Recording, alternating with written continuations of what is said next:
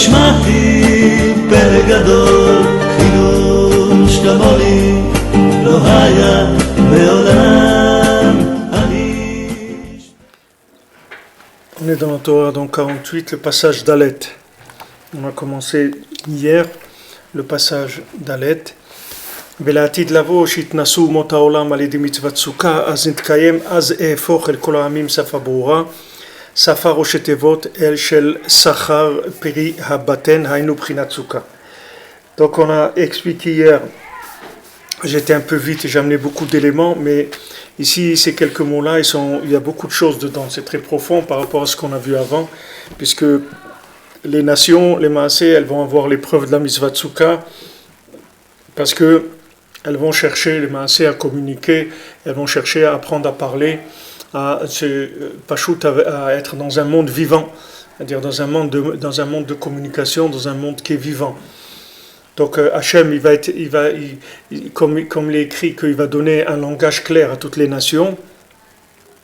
Un langage clair, ça veut dire Sachar Beria Beten, c'est-à-dire la souka, c'est-à-dire que c'est le salaire du fruit du ventre, c'est-à-dire que le ventre c'est la souka, et c'est donc l'endroit où il va y avoir l'enfant qui va se former, et le ventre donc c'est la parole, c'est-à-dire que dans la parole, c'est là il va y avoir le ventre qui va, c'est là où il va y avoir le bébé qui va naître. Donc si vous voulez, les Maasé, qu'est-ce qui va changer quand Mashiach il va venir, c'est que les gens ils vont apprendre à parler, c'est-à-dire ils vont prendre conscience de ce que ça veut dire parler. C'est-à-dire tant que Mashiach il n'est pas là, alors il n'y a pas beaucoup de gens qui savent qu'est-ce que ça veut dire que parler. C'est-à-dire ils savent pas. Les gens ils croient que la parole c'est un moyen d'obtenir ce qu'on veut, c'est un moyen de véhiculer des idées ou des choses, alors on parle. Mais ils ne savent pas que la parole, elle est créatrice, que la parole, on peut arriver avec la parole à la parole d'Hachem, Mamash, c'est-à-dire soit d'enfanter des enfants Mamash, soit d'enfanter des bonnes actions ou des choses. La parole, elle a énormément de force.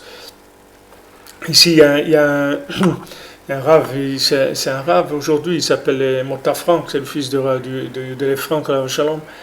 Alors lui, il était toujours avec Rav Levi Yitzhak quand il était petit.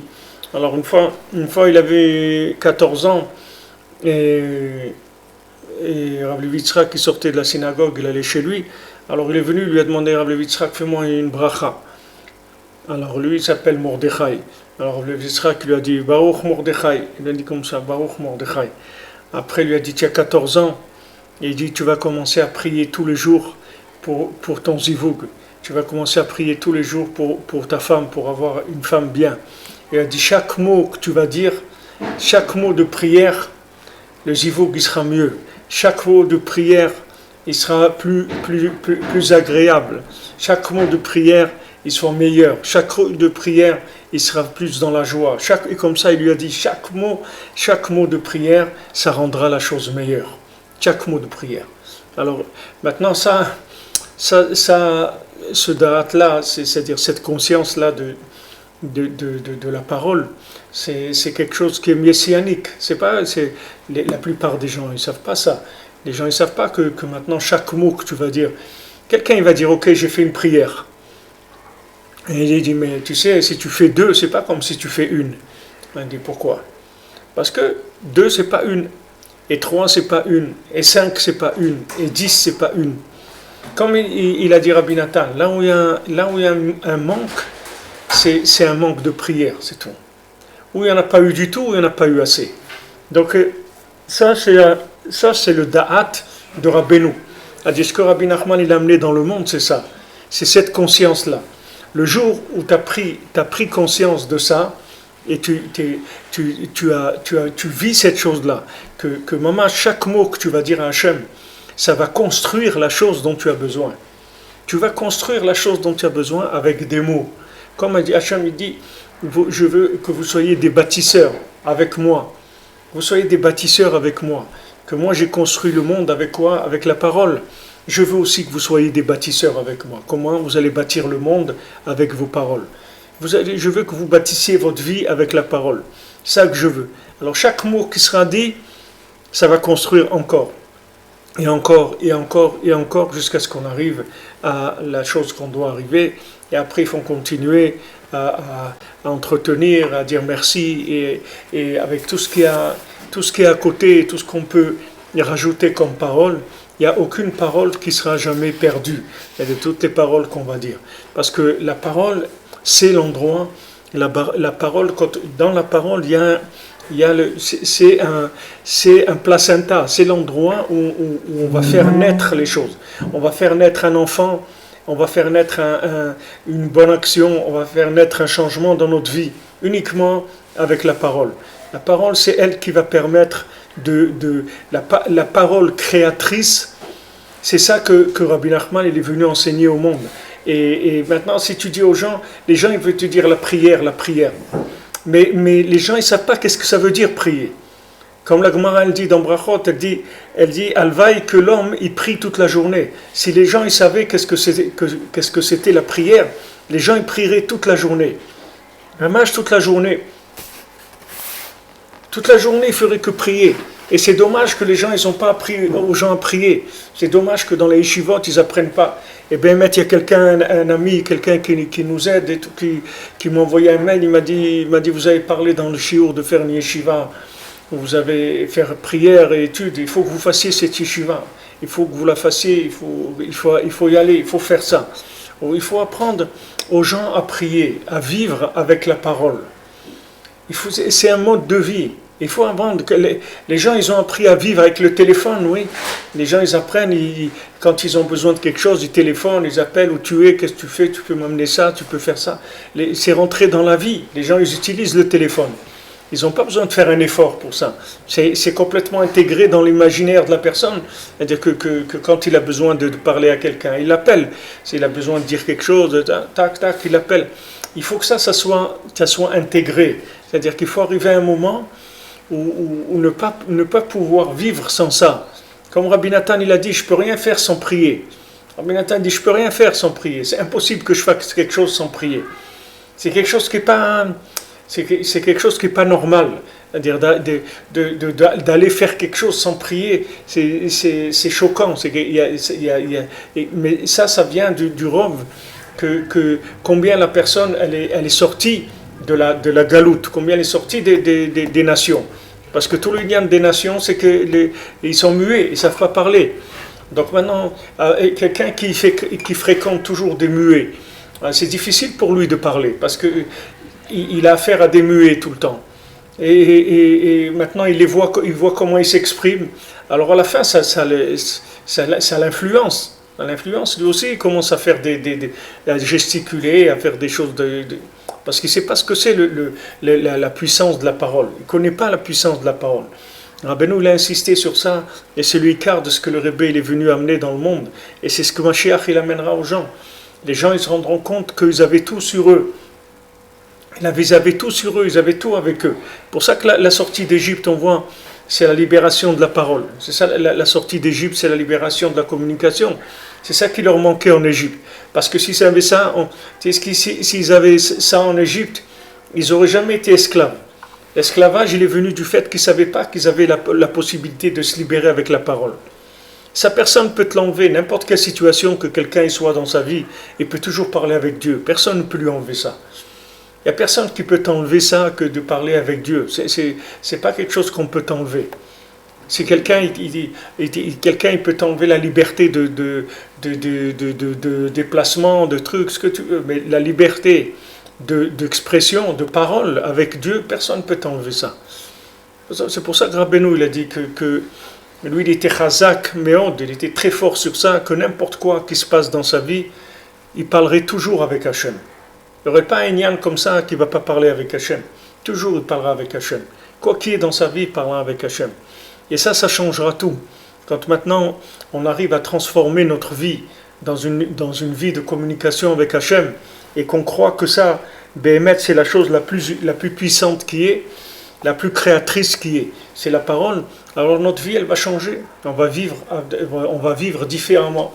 Comme il y a eu des changements technologiques, il y a l'électricité, il y a le téléphone, il y a l'internet, il y a beaucoup de choses qu'on utilise tous les jours qui sont rentrées dans notre vie courante de tous les jours. On vit avec ça. On vit avec ça. Et que les gens, ils ont un micro-ondes, ils ont la lumière, ils ont un chauffage électrique, c'est normal, ça fait partie de la vie. Il faut intégrer ça dans la vie, c'est-à-dire ce moyen-là, ce moyen de vivre, il faut l'intégrer. Et on voit que toute la Géoula, c'est-à-dire qu'elle va arriver avec ça. C'est-à-dire que maintenant, la première chose qu'il y aura, quand les nations elles vont dire ouais mais nous aussi on veut une mitzvah, pourquoi on n'a pas eu de mitzvah, etc. Alors Hachem il va leur donner la mitzvah de la souka. Mitzvah de souka. On dit voilà, prenez une mitzvah de souka. Pourquoi? Parce que Hachem il va leur apprendre à parler. C'est ça qu'il va leur apprendre. Il va leur apprendre à parler.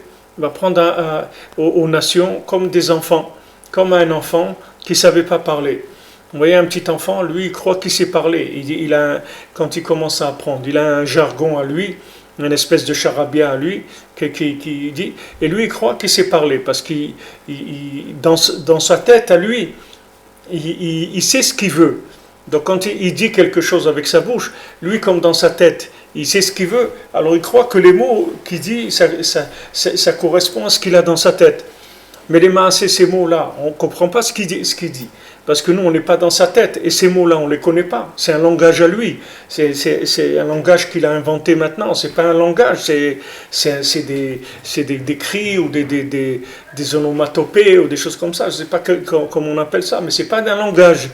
Donc lui, maintenant, l'enfant, lui, dans sa tête, il ne comprend pas pourquoi on ne le comprend pas quand il parle. Parce que lui, il est sûr qu'il est en train de parler. Mais les maasés, il n'est pas en train de parler une langue qui est compréhensible. C'est-à-dire sa langue, cette langue-là, elle ne peut pas agir sur les gens. Les gens ne peuvent pas comprendre ce qu'il veut. Mais c'est exactement pareil. Les gens, ils n'ont jamais appris à parler.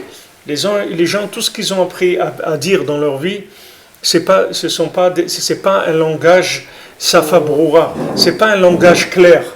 C'est pas un langage clair. Safa-broura. Safa-broura, c'est un langage clair. C'est-à-dire que le langage clair, c'est un langage de communication, c'est-à-dire un langage qui fait que la personne, elle va vivre instantanément ce que tu vas lui dire. C'est à ça qu'il faut arriver. C'est à cette chose-là qu'il faut arriver. Parce que même nous, quand on parle, si maintenant les mots qu'on utilise, la façon de parler qu'on a, c'est pas une parole qui est la parole d'Hachem, c'est-à-dire que c'est pas une parole de la souka. Alors la parole c'est pareil, elle communique au niveau de l'intellect. Pourquoi maintenant quand vous dites à quelqu'un, tu sais, il faut que tu changes, hein, il faut que tu arrêtes de faire des bêtises, il va te dire d'accord. Alors pourquoi je t'ai dit d'arrêter de faire des bêtises, pourquoi tu continues? Elle dit je peux pas m'arrêter de faire des bêtises. Mais dis pourquoi? Je t'ai dit d'arrêter de faire des bêtises. Alors tu crois parce que tu m'as dit je vais m'arrêter. Ce que tu m'as dit, c'est un projet que tu as dans ta tête. Tu as parlé d'un projet. Mais maintenant tu n'as pas fait Baruch She'amar Vehaya Olam. Tu n'as pas fait béni celui qui a dit et que le monde a été avec sa parole. Maintenant c'est avant les tzadikim, les gens ils allaient chez les tzadikim à Rosh Hashanah, pendant les fêtes, ils allaient chez les tzadikim. Alors quand ils allaient chez les tzadikim, ils rentraient chez le tzadik pour la fête. Le tzadik il disait une parole de Torah dans la fête. Quand il disait une parole de Torah, la personne, jusqu'à l'année d'après, ou les 6 mois après qu'elle revenait, pendant les 6 mois, elle vivait avec cette parole-là. C'est-à-dire que cette parole, elle était comme une bougie dans son cœur, une flamme dans son cœur, qui restait jusqu'à la prochaine fois qu'il revienne. Il avait cette flamme dans son cœur. Alors Rav Scherter, il dit ça, il dit qu'avant, les gens ils allaient chez les tzadikim, ils recevaient une parole, et avec cette parole ils vivaient toute l'année. Alors, Sherter, il dit, Alvaï, que maintenant, quand quelqu'un il entend quelque chose de Torah, ça peut durer 1 heure chez lui. C'est déjà énorme. Parce que nous, on ne sait pas ce que ça veut dire la parole. Un petit peu, on a su. Moi, je sais, des Rav Levi Yitzhak, avec Shalom, quand il te disait quelque chose, il te disait pas quelque chose de. C'était pas les mots eux-mêmes, c'est les mêmes. Mais le mot, il avait une intensité. C'est-à-dire que quand il te disait quelque chose, de faire quelque chose, quand il te le disait, il te donnait la force de le faire et tu devenais la chose. C'est-à-dire qu'il te disait, et pourquoi tu ne te lèves pas à Chatzot? Allez, lève-toi à Chatzot et tout. Ben, tu partais, tu n'avais pas besoin de réveil. C'était fini, ça y est. Pendant des mois et des mois, tu te levais à Chatzot avec cette parole-là. C'est-à-dire cette parole-là, elle te levait du lit. Tu n'avais pas besoin Tandis qu'aujourd'hui, les paroles, elles sont vides. Les paroles, elles sont imaginaires. Ce n'est pas des vraies paroles. Notre problème, c'est celui-là. C'est pour ça qu'on est comme ça, énervé, on est frustré et tout. Parce que tu entends des paroles dans le monde, des paroles extraordinaires, c'est tellement beau et tout. Tu es bien, je t'aime, tu es super, et tu es sympa, tout ce que tu veux. Tu entends des mots niflaïm, mais ces mots-là, ils ne veulent rien dire du tout parce qu'ils sont vides dedans. Il n'y a pas de neshama dans le mot. Donc maintenant, toi, tu es frustré. C'est comme si tu manges c'est du polystyrène que tu manges. C'est pas du manger. C'est de la matière il n'y a rien dedans. Alors maintenant, tu entends des mots. Tu vas écouter un rave, il va te parler de la Torah, il va te dire, voilà, mon cher Rabbeinu, il y a un truc, il a été en Égypte, il a fait... Ok. Et toi, tu regardes, tu regardes. Et après, tu t'en vas. Et c'est où le karakloum? Et alors, tu es énervé. Parce qu'il n'y a rien de plus terrible comme sensation d'avoir le ventre plein et d'être dans un état d'anémie, d'être anémié avec le ventre plein. C'est terrible de se sentir le ventre plein et de vivre comme un anémié. Si maintenant on avait le ventre vide, alors on va chercher à manger. Mais le problème, c'est qu'on est tellement bourré par des publicités, par des informations, par des films, par des trucs, par des livres, par des notions de ci, de ça, de l'autre, que vraiment on a le ventre plein. Mais on a le ventre plein de vide. Il n'y a rien là-dedans. Maintenant, quelqu'un va venir, va dire, voilà, je vais faire une émission, vous allez savoir comment maintenant les réfugiés syriens, ou comment en Afrique il y a ça, mais maintenant, ok, le gars il a fini, il t'a expliqué, mais qu'est-ce que tu veux que je fasse avec ça? Où tu veux que j'aille avec ça? Qu'est-ce que tu m'as ajouté avec ça? Tu m'as ajouté de la vie? Tu ne m'as pas ajouté de la vie. Donc ce qui ne m'ajoute pas de la vie, ne m'en parle pas, ça ne m'intéresse pas. Tu ne comprends pas, j'en ai marre d'entendre des trucs qui servent à rien. Ça ne me sert à rien. Si ça ne me détruit pas, c'est déjà pas mal. Mais que ça me construise quelque chose, dis-moi quelque chose qui me construit. Dis-moi une parole qui me... Ah, ça me bouge. Comme je vous l'ai dit, Rabbi Nathan, il a entendu la Torah de Rabbeinu. Après, il allait dans la forêt, il allait à côté du fleuve et il criait Hachem. Il y a un feu à Breslev, fais-le brûler dans mon cœur, fais-le s'embraser dans mon cœur. J'ai vu un feu, mais fais-le que ce feu il brûle dans mon cœur. Tu as vu un feu, alors qu'est-ce qu'il y a? Tu as vu un feu. Il faut que ce feu il brûle dans ton cœur, sinon tu n'as rien vu du tout. Qu'est-ce que tu as vu? Alors tu as vu le film d'un feu, ok. Alors tu as vu le film tu as vu un film d'un milliardaire, ok. C'est pas pour ça que tu as rempli les poches. Tu sors du film, tu es resté comme tu étais, tu n'as rien fait du tout. Donc ça c'est le problème qu'on vit. C'est-à-dire notre problème qu'il y a aujourd'hui, c'est ça qu'on vit. C'est-à-dire on vit une vie en carton.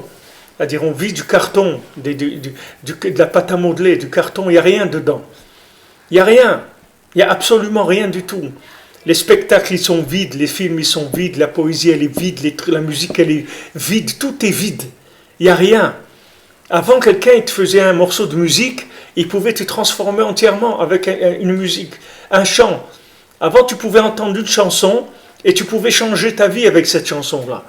Aujourd'hui, il n'y a rien, c'est vide. Parce que tout, c'est du semblant de musique, c'est du semblant de chanson, c'est du semblant de parole, tout est du semblant. Il n'y a rien à l'intérieur. C'est ça notre problème. C'est-à-dire que quand ils vont venir les goïms, Ils vont demander à Hachem, les nations, ils vont dire on en a marre de ce vide-là. Nous aussi on veut des mitzvot, donne-nous des mitzvot. Alors il va leur donner la mitzvah de la souka. Pourquoi? Parce qu'il va leur donner une safa broura. C'est pas qu'il n'y a pas de safa, mais elle n'est pas broura. Broura, ça veut dire qu'elle est claire. Claire, ça veut dire qu'il y a un message clair dedans. Que quand tu as entendu quelque chose, tu as reçu le financement du projet en même temps. Tu n'as pas reçu que le projet. Tu as reçu avec le financement. On t'a donné l'enveloppe pour pouvoir réaliser le projet. Donc à ce moment-là, tu vas et tu fais la chose. Mais si maintenant tu as entendu une parole, que cette parole ne t'a pas fait bouger et que tu n'es pas arrivé à faire la chose, alors ça veut dire qu'il y a un problème de communication. Il y a un problème de communication. Il y a un problème de longueur d'onde, c'est un problème de profondeur, de cœur, etc. Il y a un problème. C'est ce qu'on a vu jeudi soir. C'est-à-dire qu'il y a un problème. C'est-à-dire que la Torah, si tu ne vas pas amener la Torah d'Atika Stima, si tu n'amènes pas la Torah d'après Mashiach, les gens, tu ne vas pas les bouger. Tu ne vas pas bouger les gens parce que leur cœur, il restera insensible. Leur cœur, il ne s'ouvrira pas. Il n'y aura pas de paroles qui yotzot milalev, des paroles qui sortent du cœur, il n'y aura pas. Parce qu'il n'y a pas de profondeur de la Torah. C'est-à-dire ce que tu es en train de raconter comme Torah, c'est une Torah qui est plate. C'est une Torah qui est plate. Et des fois les gens, ils habillent la Torah dans de l'événementiel, comme ça, que c'est dans les informations, les trucs, pour que ça intéresse. Des fois, des rabbinim, ils n'ont pas quoi dire. Alors, qu'est-ce qu'ils font des comparaisons avec l'Égypte, avec ça, les informations avec l'Égypte, avec Moshe Rabbeinu, ils font des trucs pour entrer dans l'événementiel, pour que ça ait un rapport avec un peu la réalité. Mais c'est pas ça la réalité. La réalité, c'est pas d'adapter la Torah aux informations, c'est pas ça la réalité. La réalité, c'est qu'un Ben Adam, il est endormi, tu le réveilles. Un Ben Adam, il n'a pas envie, tu lui donnes envie. Un Ben Adam, il est triste, tu le rends joyeux. Quelqu'un, il n'a pas envie d'ouvrir la bouche, tu lui ouvres la bouche, tu lui fais ouvrir sa bouche. Comment? Parce que tu as amené un enseignement, que cet enseignement-là, il va rentrer la personne dans une soukha. Et dans cette soukha-là, il va y avoir un fœtus qui va se développer, et il va y avoir un enfant qui va naître. Cet enfant, ça va être soit mamash un enfant, soit des maasim tovim, c'est-à-dire des bonnes actions, des prises de conscience du bien, des engagements dans le bien. Pour ça qu'il amène ici que Sachar Peria Beten. Safa, c'est Sachar Peria Beten. C'est Rosh Tevot et Sachar Peria Beten. C'est ça, Safa. Si tu veux savoir ce que c'est un langage, c'est Sachar Peria Beten. Un langage, il fait naître. Rabbeinu, il a dit, les gens, Rabbeinu l'a dit dans Sipurim Masiot, ils disent que dans le monde, les gens ils disent que avec des paroles, on ne peut pas enfanter. Avec des paroles, on ne peut pas enfanter. Et Rabbeinu il dit, moi je dis qu'avec des paroles, oui, on peut enfanter. Avec des paroles, on peut enfanter. Rabbeinu il a dit que le Sipurim Masiot, avec les contes, alors on peut, une femme qui entend ça, elle peut avoir des enfants avec le Sipurim Masiot. Comment c'est possible avec des mots qu'une femme elle peut avoir un enfant? Comment c'est possible qu'une femme elle va pouvoir tomber enceinte parce qu'elle a entendu le Sipurim Masiot? Comment ça marche? Ça marche ce qu'on a dit maintenant. C'est-à-dire que le Sipurim Masiot, c'est une soukha. Le Sipurim Masiot, c'est une soukha. Pourquoi c'est une soukha? Parce que c'est des contes. Les contes, c'est quoi? C'est une enveloppe d'une histoire. Quand tu racontes une histoire, tu fais rentrer quelqu'un dans une notion. C'est-à-dire, c'est pas comme quand tu expliques quelque chose à quelqu'un. Quand tu expliques quelque chose à quelqu'un, c'est comme si tu fais une partie de ping-pong ou de tennis. Tu envoies, lui il envoie, tac, tac, tac. Ça, c'est des échanges. Mais quand tu racontes une histoire, tu fais rentrer l'individu dans un monde. Tu le fais rentrer à l'intérieur de quelque chose. Et quand maintenant cette histoire-là, c'est l'histoire du monde, avant même que sa création, alors quand l'individu rentre dans l'histoire, alors il va être prêt à procréer, c'est-à-dire qu'il va pouvoir changer, il va pouvoir progresser, il va pouvoir faire des actions différentes, il va pouvoir changer ses midotes, il va pouvoir devenir quelqu'un d'autre avec le fait qu'il rentre dans l'histoire. Alors les Rabbeinu, il a dit, avec les Sipurim Masiyot, une femme, elle peut avoir des enfants. Donc c'est Sahar Peria Beten. C'est le salaire du fruit du ventre, ça c'est Safa. C'est ce qui s'appelle une langue. Une langue claire, Safa Broura. Et Hachem, il va donner ça à toutes les nations. C'est-à-dire, c'est ça qui fera la reconnaissance de Mashiach. La reconnaissance du Mashiach, c'est parce que les gens, ils sauront parler. Et ils vont se rendre compte que cet homme-là, c'est le Mashiach. Alors qu'avant, ils ne savaient pas. Alors Rabbeinu dit, donc tout ça, on a fait hier déjà. C'est le stam, j'ai un peu ouvert sur ce qu'on a dit hier. Gam az nitaper rive leshonot. Maintenant, il va se passer aussi que ça va retourner les disputes, c'est-à-dire les disputes et les rives leshonot.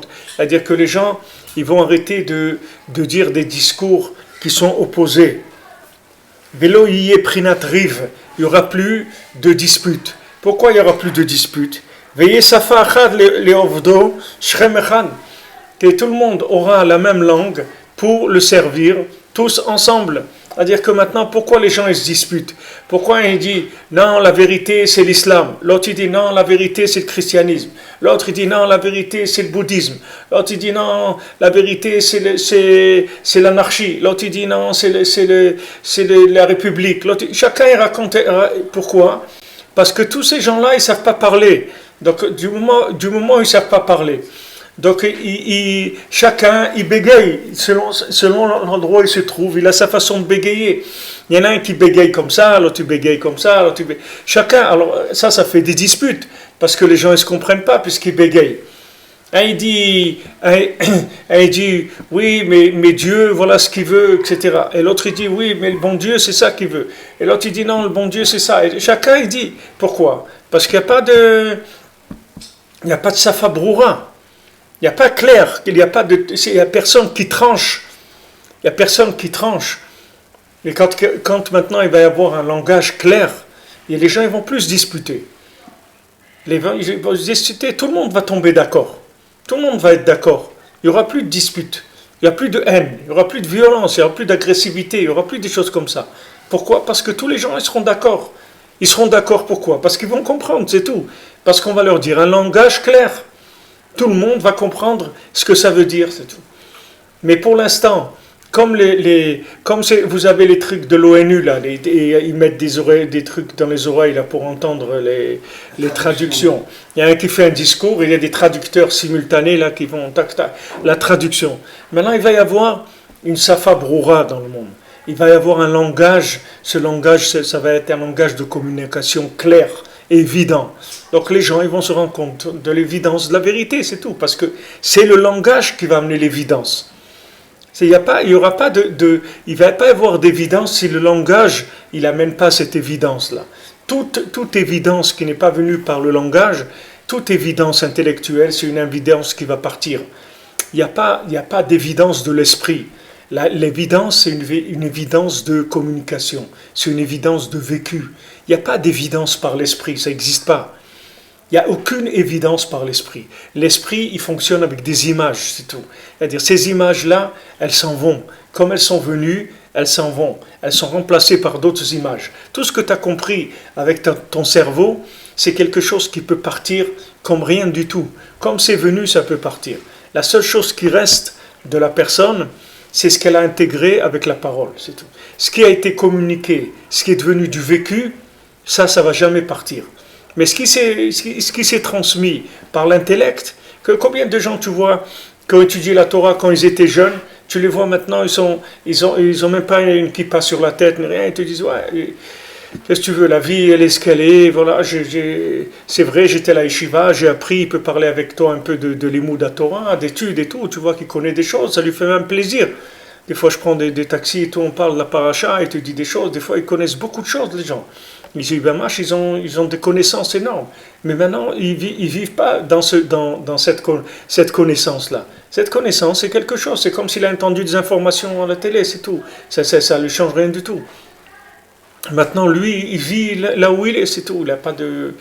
là où son corps il communique avec la matière, c'est là où il se trouve. Maintenant, quand on va arriver à amener une Safa Broura, un langage clair, tout le monde va comprendre qui c'est Hachem. Tout le monde va comprendre. C'est ça qu'il avait peur, Moshe Rabbeinu. Moshe Rabbeinu, il avait peur parce qu'il bégayait. Il a dit à Hachem, mais attends, mais moi je bégaye, qu'est-ce que tu veux que j'aille faire, etc. Et il dit, qui est-ce qui a donné à l'homme la parole? C'est moi qui ai donné la parole à l'homme. Oui? Alors vas-y, c'est tout. C'est normal que Moshe Rabbeinu bégayait, parce que la parole, elle était en galoute en Égypte. Donc c'est lui qui était le tzaddik de la génération, lui qui était le porte-parole du monde. C'est normal qu'il bégayait, puisque les gens ne savaient pas parler. Donc lui bégayait, il ne pouvait pas parler, parce qu'il n'y a personne qui savait parler encore. Jusqu'à qu'on soit sorti d'Égypte, il n'y a personne qui savait parler. Donc toute cette notion-là, que Rabbeinu l'amène ici, Prinat Rive, il n'y aura plus de rive. Il n'y aura plus de rive, il n'y aura plus de dispute. Il y aura plus de dispute, comme on a vu, rive et rabbi. Il y a un rabbi et il y a rive. Il y a se disputer et il y a le maître. Ou un maître ou la dispute, comme ça devait appeler le chiot. C'est-à-dire, où tu as un maître, où tu as la dispute. C'est-à-dire, où tu as un maître, que maintenant, l'avantage du maître, c'est que tout le monde se soumet à un langage. C'est-à-dire qu'il y a un maître, et maintenant on suit le maître. Donc on a déjà choisi un langage commun, c'est-à-dire qu'on suit le maître. C'est un langage commun, c'est-à-dire on a choisi un dénominateur commun. Soit maintenant c'est rive, chacun il vient et il amène sa façon de voir les choses. Chacun il a dit, c'est-à-dire si au moins tu sais que tu comprends rien parce que t'as pas de bouche pour parler, tu sais pas parler, etc. Au moins il y a un maître, alors tu le suis, c'est tout. Tu suis le maître, celui qui a suivi Moshe Rabbeinu. Il a suivi Moshe Rabbeinu, bien qu'il ne savait pas parler, puisque les gens ils se sont révoltés après dans le désert, etc. Donc s'ils avaient su parler, ils ne seraient pas révoltés dans le désert. Ils sont révoltés dans le désert. La parole, elle n'était pas encore sortie de façon parfaite, elle n'était pas intégrée. C'est pour ça que Moshe Rabbeinu, il a tapé sur le rocher, au lieu de parler avec le rocher, il a tapé le rocher, parce que la parole, elle n'était pas encore évidente. Il n'y avait pas le langage, il n'avait pas été encore complètement intégré. Donc il y a eu tous les problèmes qu'il y a eu dans le désert. Mais maintenant, il n'y aura plus rive leshonot, Rabbeinu dit. Veillez safa achad le ovdosh chem achad. Il y aura une seule méthode, une seule langue pour le servir tous ensemble. Tout le monde sera d'accord comment on sert Hachem, quelle est la volonté d'Hachem, qu'est-ce qu'il attend de nous sur terre. Ve'azid gaber emet. Et à ce moment-là, la vérité, elle va se renforcer. Vous voyez, ça marche pas à l'envers. C'est pas que les gens ils vont trouver la vérité et que la vérité, elle va les faire communiquer. C'est le contraire. C'est mirov avec le rov de la communication, c'est-à-dire tellement les gens ils vont savoir communiquer que ça va faire que la vérité elle va se renforcer dans le monde. Comme je katouv sfat emet tikon laad, c'est-à-dire que une vérité un langage de vérité sera instauré pour toujours, c'est-à-dire qu'il y aura il y aura une langue de vérité. C'est-à-dire que la langue, elle va engendrer la vérité. Et elle se maintiendra pour l'éternité, c'est-à-dire elle va conquérir le monde. C'est-à-dire ce langage de vérité, il va conquérir le monde. Il n'y a personne qui pourra dire « Ouais, mais c'est pas vrai, ces trucs... » Tant que les gens ils disent « c'est pas vrai », etc., ça veut dire que la communication elle n'est pas assez forte encore. C'est-à-dire le niveau de communication, il n'est pas assez développé. Quand ce niveau de communication va arriver à un certain degré, la vérité, elle va s'ouvrir dans le monde. C'est-à-dire sfat emet, c'est-à-dire un langage de vérité. Quand quelqu'un il va entendre ça, il va dire ça, je n'ai pas entendu. Ça, c'est quelque chose que j'ai jamais entendu. Cette façon-là de parler, ce langage, je ne l'ai jamais entendu. Et quand les gens ils vont entendre ça, ils vont tout de suite changer leur vie. Parce qu'ils vont entendre un langage qui leur parle, qui parle à ce qu'ils ont à l'intérieur. Ils vont se dire, mais comment cette personne-là, elle me connaît, qu'elle me parle le langage qui est mon intimité à moi. Comment il me connaît? C'est pas qu'il te connaît, c'est qu'il connaît la langue qui est la langue de toute l'humanité. C'est pas qu'il te connaît à toi. Il connaît le langage de l'homme. Donc quand il te parle, tu vas comprendre ce qu'il te dit. C'est-à-dire que ça va être clair, la vérité va être claire pour toi. Même les goïms, ils vont revenir pour servir Hachem tous ensemble. Tous ils seront d'accord. Comme Rabbi Nachman il a dit tous les goïms, je peux les amener, les rapprocher d'Hachem. Tous les goïms, je peux les approcher d'Hachem. J'attends uniquement que Hachem me donne l'autorisation pour ça. Et je rapprocherai toutes les nations aussi d'Akadosh Baruch Hu. C'est-à-dire que toutes les nations. Sauf Amalek. Hein? Amalek. Je sais pas, c'est une nation Amalek, c'est un Kélipa, si Rabbeinu l'a dit toutes les oumotes, dans toutes les oumotes. Hein? Amalek, il est pas Amalek, il vit du sheker, il vit du sheker. C'est-à-dire qu'il n'y aura plus de place pour là où sera uniquement du mensonge, ça va disparaître parce qu'il y aura plus, c'est quelque chose que personne ne va entendre. Il y a pas de, tu vois bien, il y a des idéologies aujourd'hui politiques et tout qui n'ont plus le lieu d'être. Il y a personne qui les entend parce que c'est fini, c'est des choses qui ont disparu. Qui étaient des mensonges qui étaient nés de l'époque, après ils ont disparu. Donc Amalek c'est que du sheker, il n'y a pas de c'est pas une nation dans laquelle il y a du tov. C'est-à-dire les nations sont 70 par rapport aux 70 panim de la Torah. Hachem il a proposé la Torah à toutes les nations, je ne sais pas, et Hachem il n'a pas proposé la Torah à Amalek. Alors, Amalek, c'est l'essence du mensonge, l'essence du mal. Donc, s'il n'y a pas de bien, c'est sûr qu'il ne va pas entendre. Alors maintenant, même les Hakoum, même eux, ils vont servir Hachem tous ensemble. C'est-à-dire, ils seront d'accord. Ils seront d'accord que maintenant, il y a un langage commun. Et donc, on peut arriver à se parler. On peut parler tous ensemble parce qu'on aura une langue qui sera commune. C'est-à-dire qu'on va avoir comme un diapason, comme si tu prends un orchestre avec un diapason. C'est-à-dire que maintenant, si tu n'as pas un diapason, alors chacun il a ses notes de musique qui sont là où elles sont. Chacun il a do ré mi, mais le do de celui-là c'est pas le do de l'autre, le ré de celui-là c'est pas le ré de l'autre. C'est-à-dire chacun il est. Mais le diapason ça met tout le monde au même niveau. Et après chacun il peut communiquer même s'il a un instrument différent. Mais son instrument, il est en harmonie avec l'instrument de l'autre. Et c'est comme ça que ça fait une symphonie extraordinaire. Tandis que s'il n'y a pas un diapason, même si chacun il joue des gammes de notes, mais chacun il est dans une gamme qui est différente, donc ça fait de la cacophonie, on ne comprend rien du tout, il n'y a pas de communication. Donc il va y avoir, tout le monde va être d'accord. Veze im tetiv se'et, rochetevot sfat emet tikon.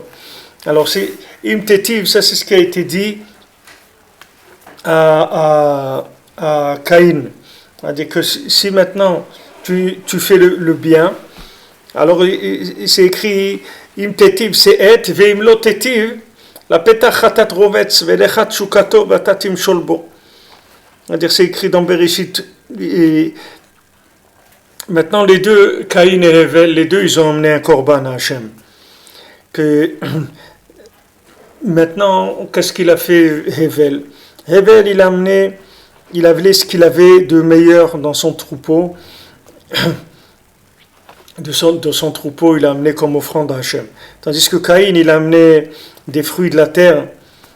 Et en plus, dans les fruits de la terre, il n'a pas pris ce qu'il y avait de meilleur. Il a donné comme ça. Alors, quand il a vu Caïn que maintenant, que Hachem il s'est penché sur l'offrande de Hevel, il a pris l'offrande de Hevel, et alors il a son souffle qui est tombé en lui, il a commencé à s'énerver, il a commencé à se mettre en colère. Alors Kadosh Baruch Hu lui a dit, écoute, si maintenant pourquoi tu t'énerves? Pourquoi tu t'énerves? Lui, il a amené un korban, il a amené une offrande de ce qu'il avait de meilleur dans son troupeau. Toi, tu as amené un korban de la terre, des fruits de la terre, et encore, tu n'as pas amené les meilleurs. Donc, pourquoi tu t'énerves? Maintenant, arrange-toi, progresse, et toi aussi, tu vas devenir bien.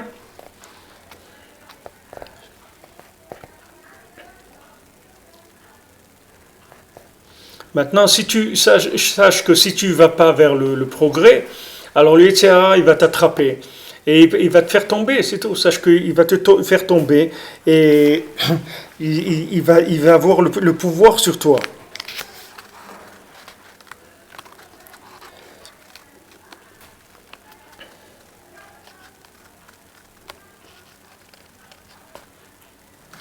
Alors c'est écrit on a vu au début de la Torah qu'il y avait deux Yetzirah, Yetzirah l'étape et Yetzirah les biches, qu'il y avait deux créations, la création de la tendance positive vers le bien et la tendance négative.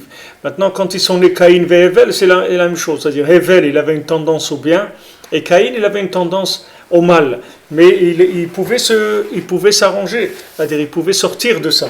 Hachem lui a dit, ne crois pas que tu es prisonnier de ça. Im tetiv, c'est et, c'est-à-dire que si maintenant tu vas vers le bien, alors c'est et, alors tu vas t'élever, sache que tu vas t'élever. Donc maintenant il y a deux possibilités. Soit la personne elle est elle a disons une construction générale qui est bien, donc elle va développer le bien comme Hevel, elle va développer le bien qu'il y a en elle. Soit la personne elle est née avec des paquets, elle a des paquets de choses qui sont pas bien en elle. Maintenant qu'est-ce qu'elle va faire? Alors il faut qu'elle aille vers l'élévation, qu'elle aille vers un domaine, vers un endroit, vers des individus, qu'elle fréquente des endroits, etc., qui vont l'élever. C'est-à-dire qu'il faut qu'il tende à l'élévation. Et à ce moment-là, c'est être. À ce moment-là, il va monter. Imtetiv, c'est être. C'est-à-dire si tu vas vers le bien, sache que tu vas t'élever. Mais va vers le bien. Va vers le bien. Ne reste pas là où tu es. Va vers le bien. Tu as vu que Hevel, maintenant, il a réussi et tout. Alors toi aussi, vas-y, va vers le bien. Alors ce qu'il dit ici, imtetiv se'et, rochetevot sfat emet tikon. C'est-à-dire que maintenant, rochetevot sfat emet tikon. C'est-à-dire qu'il lui a dit, il a dit se'et, tu vas t'élever comment? Tu vas élever la parole. Parce que le principal, c'est-à-dire qui s'appelle le domaine du mal, c'est le domaine du silence. C'est-à-dire que la personne, elle ne peut pas parler. Tu verras que tous les gens qui sont des Rechaïm, c'est des gens qui ne peuvent pas parler.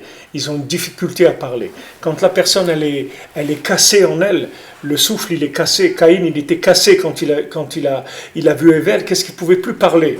Parce que le souffle en lui s'est cassé. Ce souffle-là, c'est lui qui donne la parole. C'est-à-dire, si la personne n'a pas un souffle de vie en elle, elle ne peut pas parler. Les gens qui sont tristes, qui sont dans la dépression et tout, ils ne parlent pas. Ils ne peuvent pas parler parce que le souffle de vie qui est en eux, il s'est cassé, il est descendu. Donc il lui a dit, regarde, im tetiv se'et. Si maintenant tu retournes vers le bien, c'est-à-dire tu vois le bien, et tu te dis que toi aussi tu peux y arriver, que tu as la possibilité en toi, tu as la faculté de dominer le mal, alors se'et, tu vas t'élever comment? Par sfat emet tikom. C'est-à-dire tu vas arriver à un langage de vérité toi aussi. C'est-à-dire toi aussi tu vas arriver à découvrir la puissance du langage et la vérité qu'il y a dans le langage. Alors maintenant va vers le bien, tends vers le bien. Et ça va t'amener. C'est pour ça que Rabbeinu, dans le chemin que Rabbeinu l'a amené de la Hitbodedut, il a amené aussi le lien de Azamra de voir le bien. Parce que Rabbeinu dit, regarde, si tu es cassé, tu ne vas pas pouvoir parler. Donc avant que tu puisses commencer à parler, déjà il faut que tu te remontes le moral. Il faut que le souffle en toi, il reprenne de la vie. Parce que si tu ne remontes pas le souffle, tu ne pourras pas parler. Tu ne pourras pas faire Hitbodedut.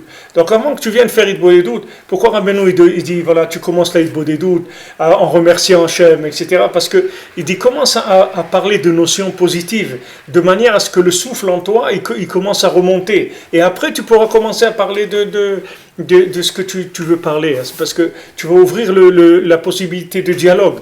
Tandis que si maintenant tu viens et tu penses que tu es nul, et que tu vois l'autre Hevel, que lui il est bien, et toi tu te considères comme quelqu'un de pas bien, tu ne peux pas parler, tu ne vas pas rentrer dans le langage. Si tu ne rentres pas dans le langage, tu ne vas pas pouvoir progresser. Donc tu te trouves mamache emprisonné dans le silence. Tu te trouves prisonnier du silence. Tu te trouves mamache dans le monde du silence, et qui est le monde de la tristesse et du mal après, parce que tout ça après ça mène que du mal. Donc il lui a donné la méthode. Il lui a dit imtetiv c'est et, c'est-à-dire ici imtetiv, c'est-à-dire tu regardes le bien, tu vas vers le bien, tu as une tendance vers le positif. Donc c'est et. Donc à ce moment-là, tu vas t'élever. Tu vas t'élever comment? Sfatemet tikonla, c'est-à-dire tu vas arriver vers un langage de vérité. Les gens qui voient le bien, ils communiquent avec tout le monde. Ils n'ont pas un problème. Les gens qui ne voient pas le bien, ils sont isolés, ils sont renfermés sur eux-mêmes. Mais les gens qui voient le bien communiquent avec tout le monde, ils n'ont pas un problème de communication. Donc la première chose à faire déjà, c'est d'élever le souffle dans la personne. Que le souffle, il reprenne un petit peu il reprenne un petit peu le dessus. Et à ce moment-là, il arrivera à parler, Vezat Hashem. Ve'imlo tetiv.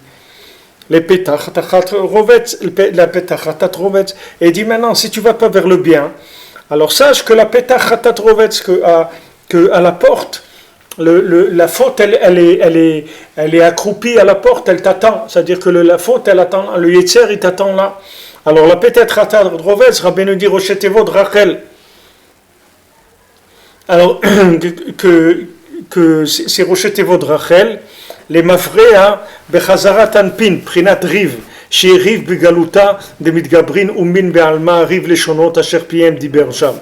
Alors ça devient Rachel, mais Rachel comme Rabbeinu dit, les mafrea, c'est-à-dire bechazarat anpin, c'est-à-dire que le Rachel à l'envers, c'est-à-dire Rachel de l'autre côté.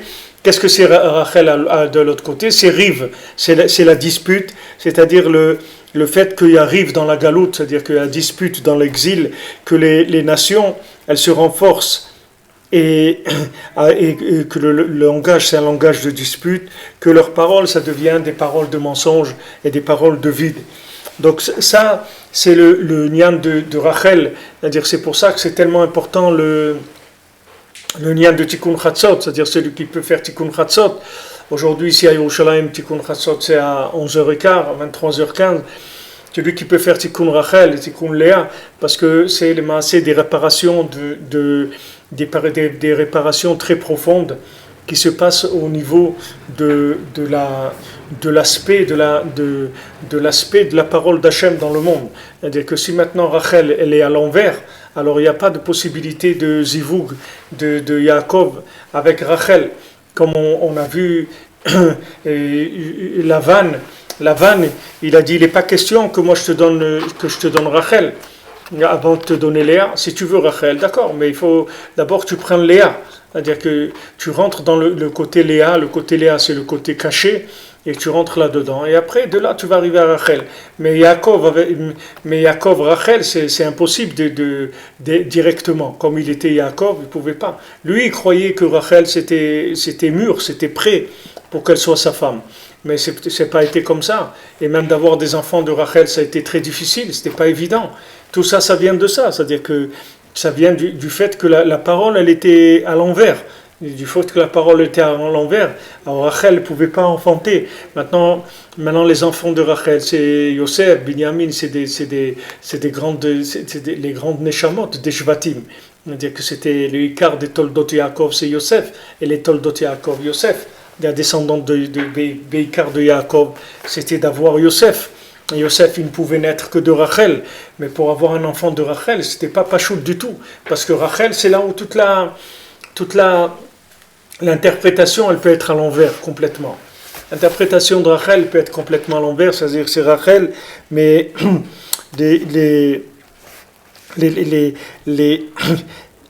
c'est-à-dire quand vous voyez la pétach chatat rovetz, c'est Rachel, mais à l'envers les lettres. Ça commence par la met, chet, resh.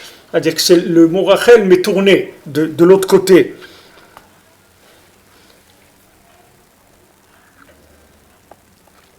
C'est-à-dire que ça montre qu'on se trouve dans une situation qui n'est pas du tout réparée. C'est-à-dire qu'on se trouve dans un langage qui est à l'envers. C'est pour ça que ce n'était pas possible d'avoir une communication, une union avec Rachel.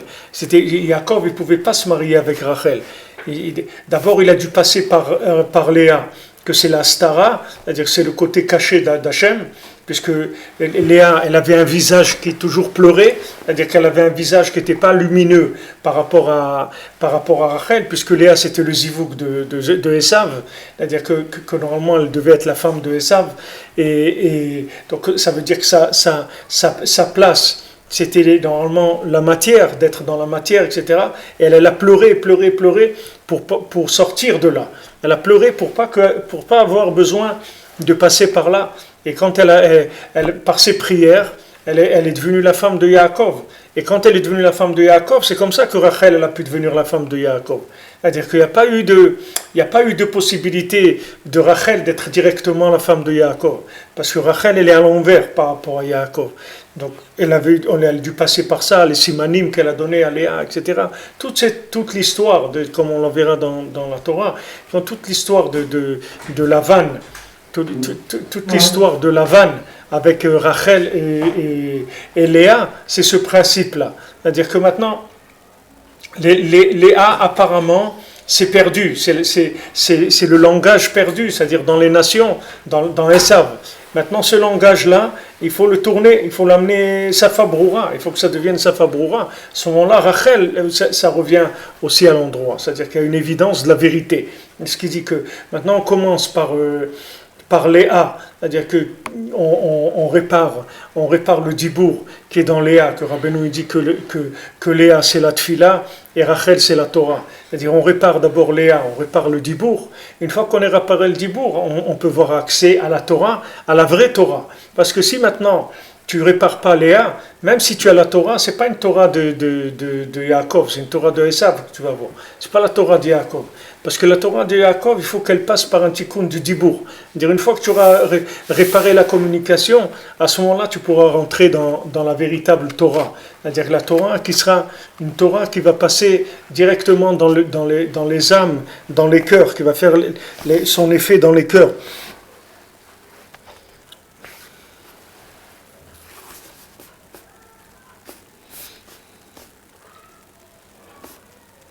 Donc c'est pour ça aussi que c'est écrit que Rachel elle pleure sur ses enfants qui sont en galoute. C'est elle qui sauve la galoute. C'est Rachel qui sauve la galoute, qui supporte l'exil. Parce que la conscience de l'exil, elle se trouve chez Rachel, puisque Rachel, normalement, elle attend d'être à sa place. C'est-à-dire que la vérité, elle soit évidente dans le monde. Ça, c'est Rachel. Comme Rabbeinu dit que Rachel, c'est comme Rachel, ça veut dire une brebis qui a de la laine et que tout le monde vient et prend la laine de la brebis. Cette laine, c'est la vérité de la Torah, et que tout le monde trouve sa vérité dans la Torah. Bon, pour arriver à ce que la vérité de la Torah elle devienne évidente, il faut d'abord réparer Léa, c'est-à-dire il faut passer par la réparation de la parole. Une fois que maintenant il y a une réparation de la parole, alors le Rachel qui était à l'envers, elle se met à l'endroit. Donc c'est ça qu'il lui dit, si maintenant tu commences à chercher le bien, et tu vas t'élever vers la parole, et quand tu vas apprendre à parler, à ce moment-là tu vas réparer Rachel. Une fois que Rachel elle va être réparée, il n'y aura plus de disputes dans le monde, tout va devenir clair, il va y avoir une clarté. C'est-à-dire que le dialogue il va devenir clair, les mots vont être clairs, les idées vont être claires, tout le monde va adhérer à ces idées-là. C'est-à-dire que sinon, c'est du mensonge, chacun raconte n'importe quoi, et chacun dit « ouais, c'est moi qui ai raison, c'est moi qui ai raison ». Ok, parce qu'il n'y a pas d'évidence. Une fois qu'on amène l'évidence, alors c'est fini, il n'y a plus personne qui va dire « c'est moi qui ai raison ». Tout le monde va voir qui est-ce qui a raison et qui est-ce qui a tort. Bezrat Hashem. Atzlacha, Yom Tov, le Kulam.